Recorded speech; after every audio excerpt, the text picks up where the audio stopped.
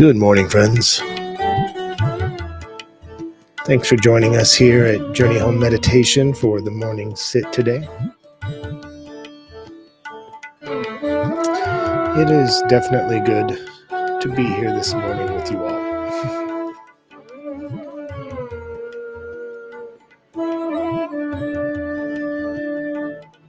So let's come together and get into a little bit of a morning practice.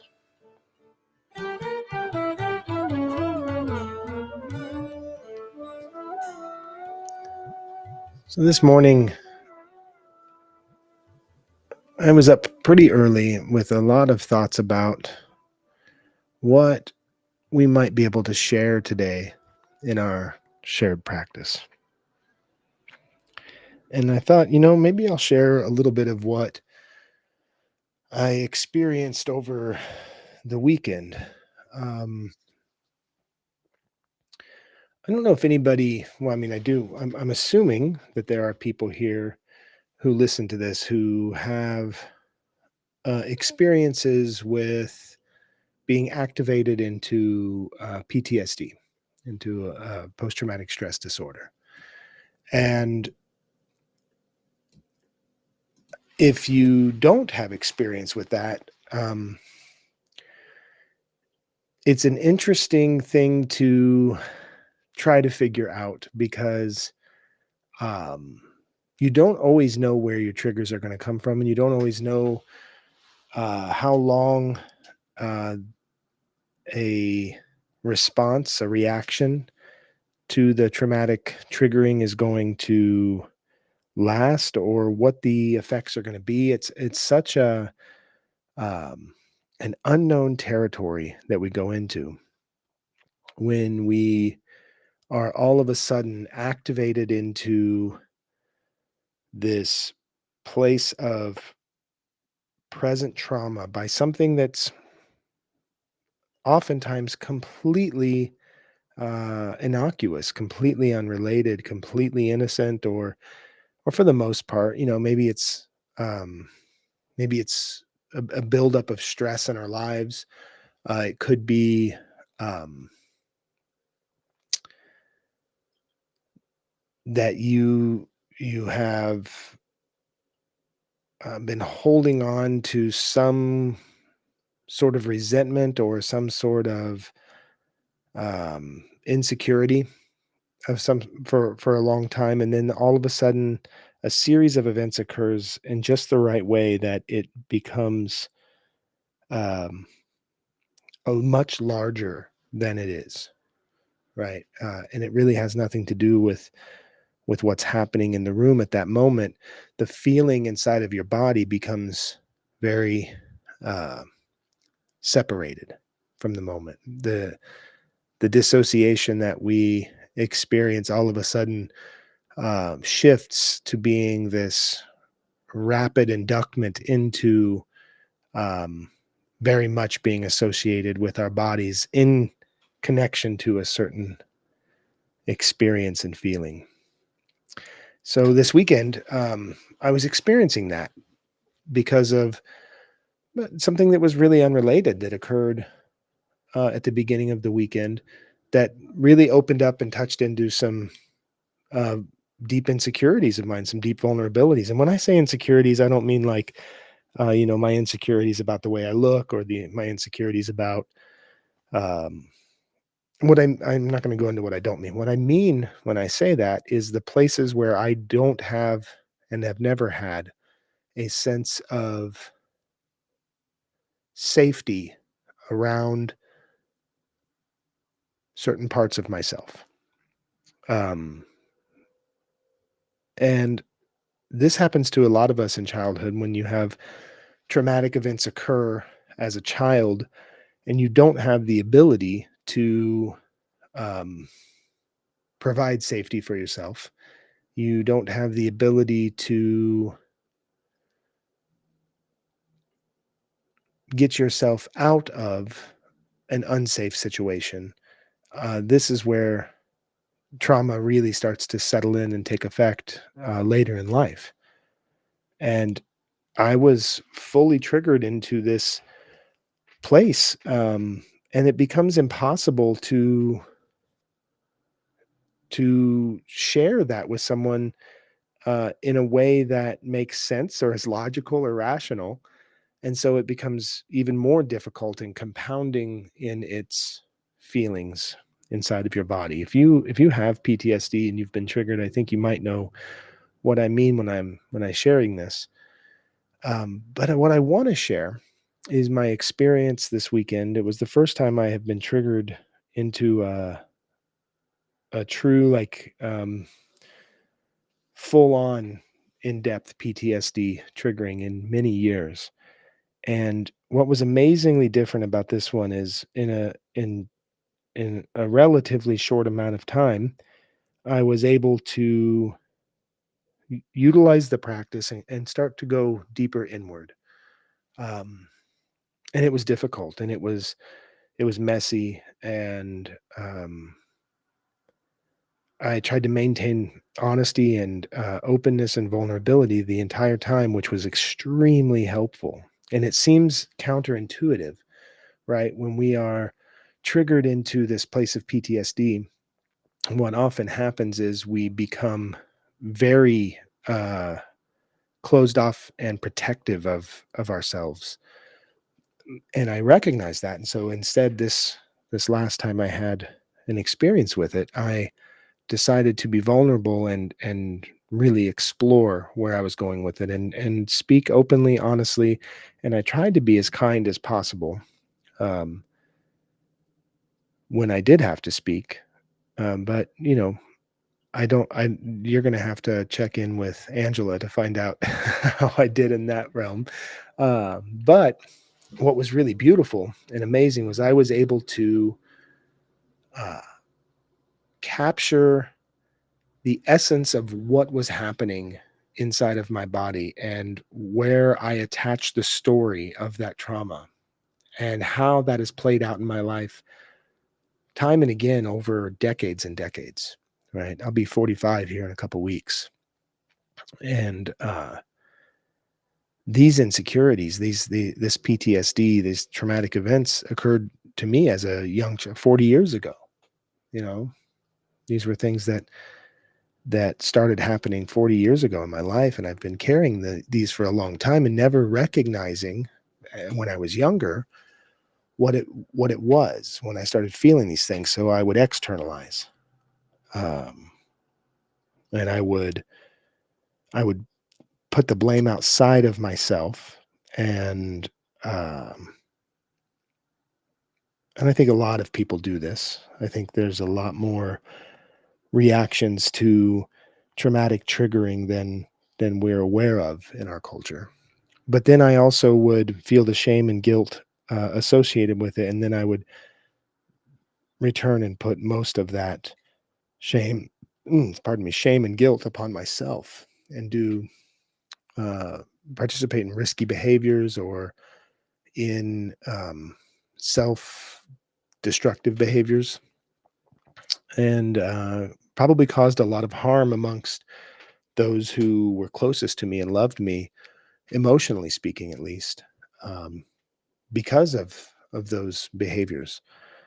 Um, and this weekend, I was able to understand one of them. I was able to accept the triggering and move into it, closer to it, and become more familiar with it rather than do everything I could to get it away from me and to get out of my own body.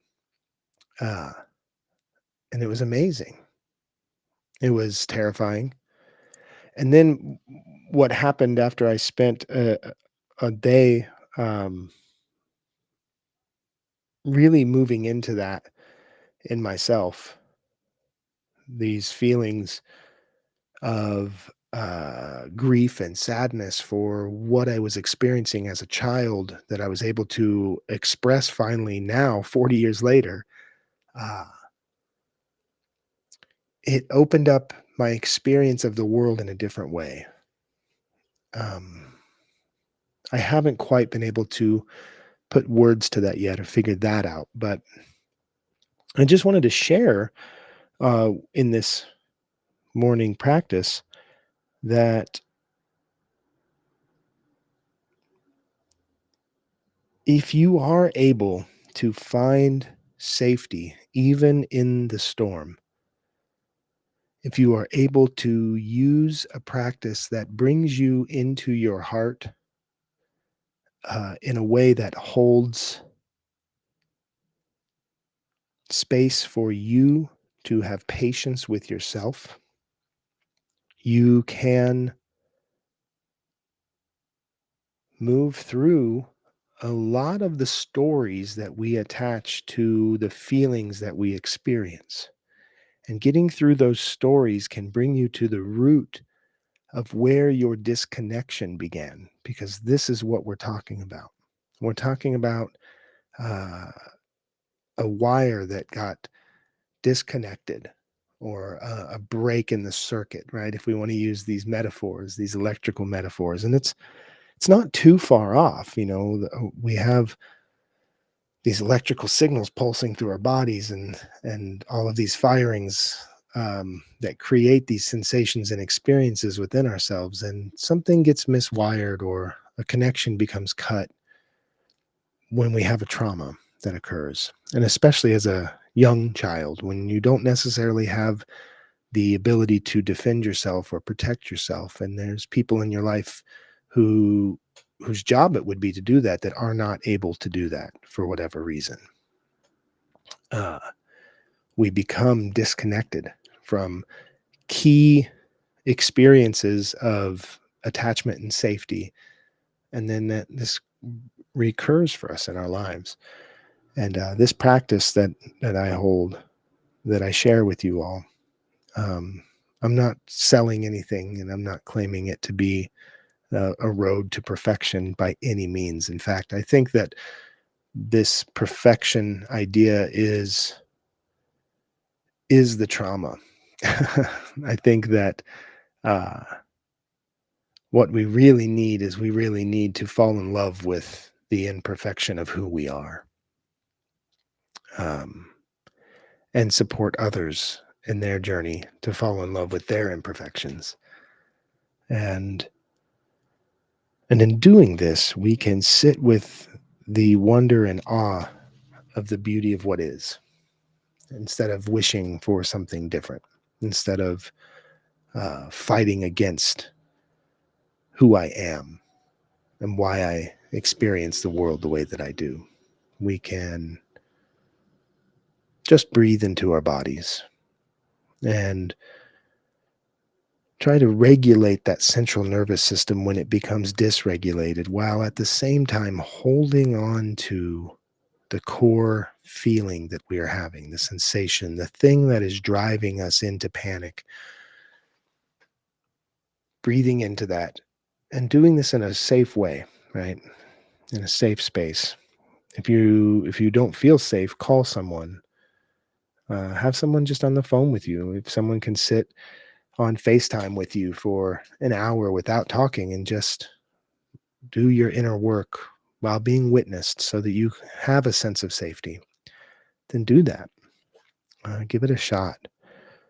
I'm pretty confident that what I experienced this weekend was not a traumatic event, but was a emphatic healing. I felt something reconnect inside of myself. And I'm grateful for that experience. It was really rough, but it was very loving and kind at the end. I was able to find loving kindness for myself. And I want that for others. I want that for you. So if in sharing the practice that I share, you find a small tool that you can utilize in your life, um, to bring that level of healing, uh, then I am so happy to be able to be here doing this with you all, to make that a possibility. So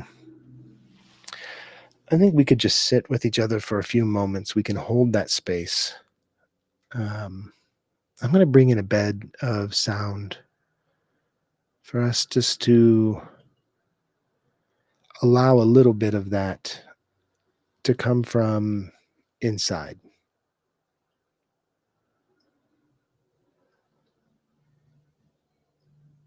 Having the sound of another's voice and a gentle vibration can help us to calm that central nervous system. So bringing in those gentle sounds. If you're seated as I am, you can put your feet on the floor. Maybe try putting a small cushion underneath you to elevate your hips above your knees. This is going to assist in straightening your spine and elongating the body. We want to open these front muscles, really relax the abdominal muscles. We want that core to be soft. Bring the shoulder blades together just slightly in the back. Just enough to roll the hands open, palms facing up on the lap. Let the shoulders relax. Breathing in through the nose.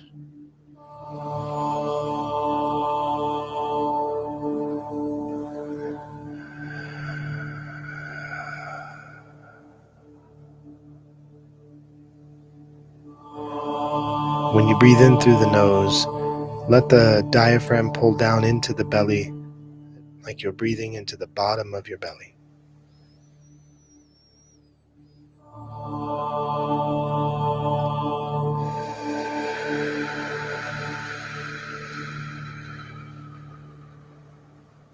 Gently allow the eyes to close or have a soft gaze just a few feet in front of the body. Relax the face, the eyes, the forehead.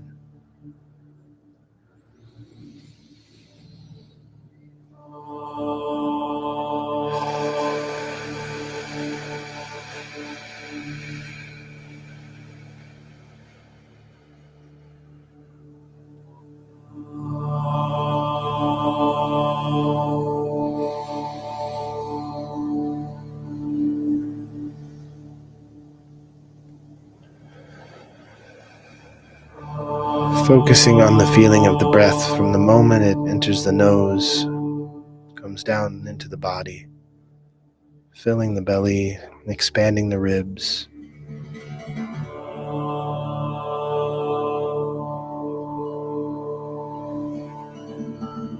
And then releasing. Stay with the breath.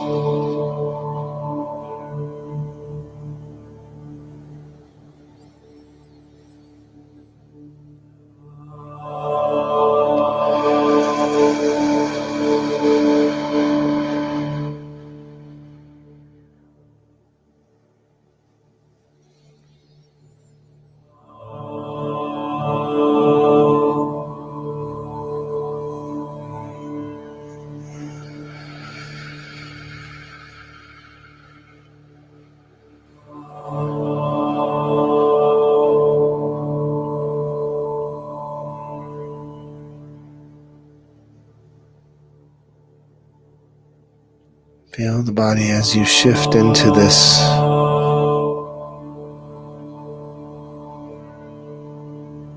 next level of consciousness, this internal consciousness.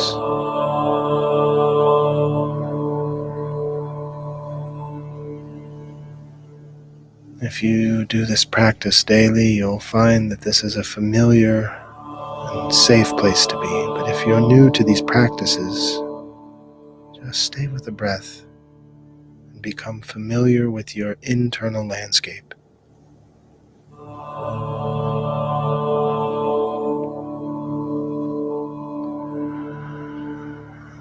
If you have your eyes closed, look as if you're witnessing through your eyes the back of your eyelids. Just look at that space that exists within.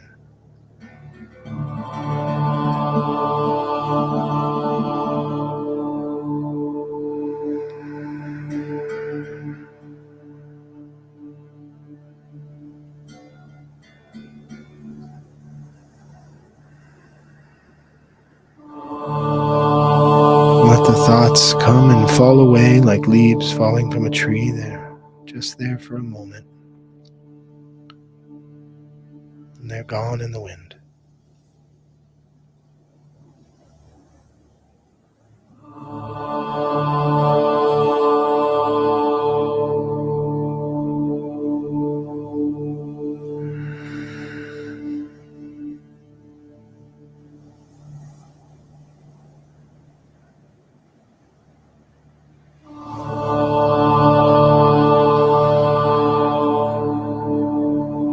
You'll begin to notice that you don't know where you end and the world begins.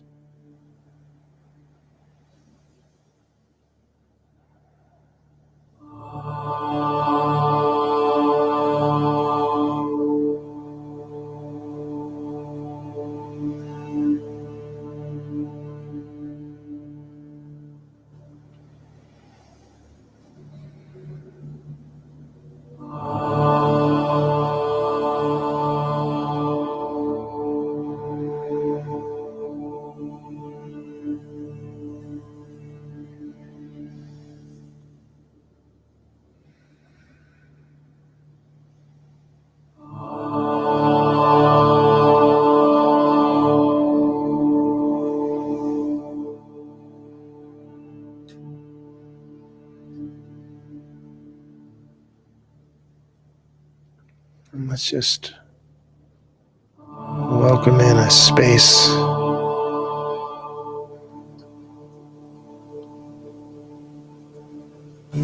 to just hold that experience of your breath as it is.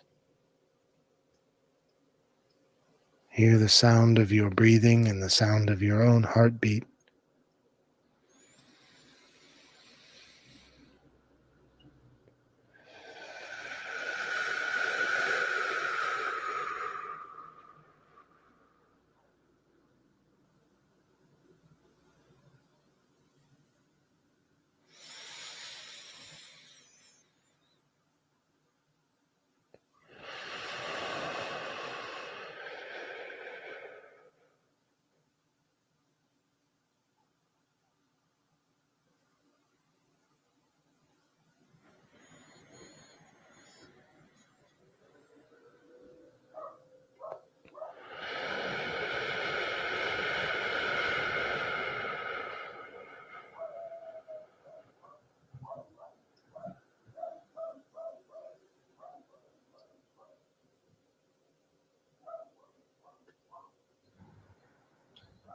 Find that open space and allow who you think you are to just rest there for a bit. And allow yourself to experience who you really are.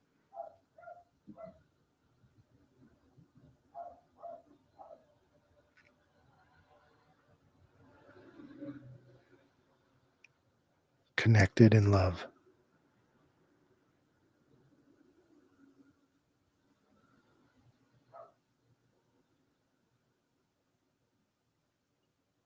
A deep expression of spirit.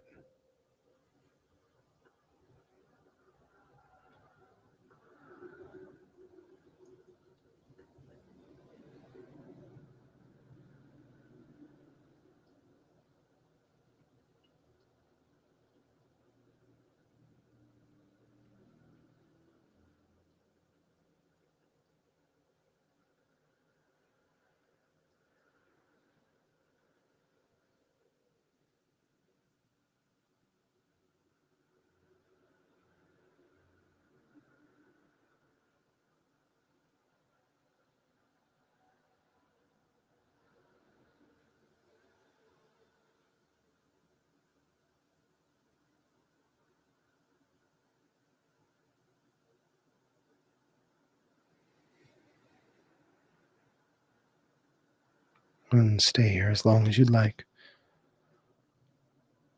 When you're ready to begin to move, just bring gentle movement to the body. Very subtle, and bring your awareness to the feelings and sensations of the body moving.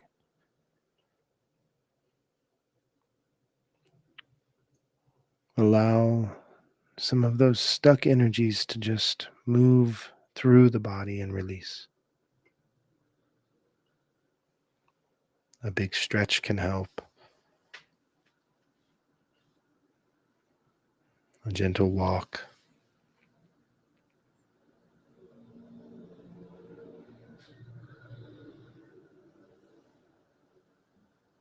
And just sit for a moment in the openness that you've just explored.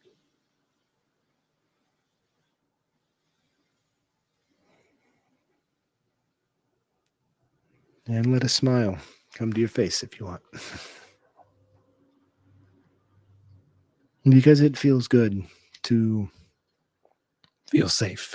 It feels good to feel loved and loving and gentle and kind. It feels good to do those things. That's why I promote doing them. It's not some, benevolent philanthropy to be kind. It just creates within you a loving space for yourself to be, because you're going to be in this body for a while. So you may as well make it soft, make it gentle and kind as often as you can. Decorate the walls of your existence with things that bring you into love. Thanks for joining this morning.